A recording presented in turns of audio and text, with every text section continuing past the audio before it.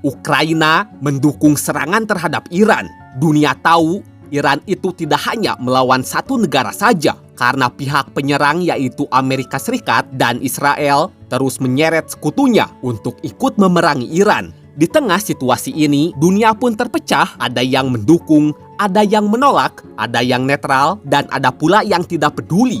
Nah, Ukraina adalah salah satu negara yang mendukung serangan terhadap Iran. Bisa dibilang, Presiden Ukraina Volodymyr Zelensky menyatakan dukungan politik terhadap tindakan Amerika dan kawan-kawannya. Dukungan ini sendiri tak lepas dari pandangan pemerintah Ukraina terhadap Iran yang kerap membantu Rusia untuk menyerang Ukraina dengan cara memasok drone militer kepada Rusia. Oh ya, penting untuk dicatat, Ukraina itu gak ngedukung secara militer atau turut nyerang Iran. Sederhananya, sebagai sekutu barat, dukungan Ukraina itu lebih bersifat politik dan diplomatik.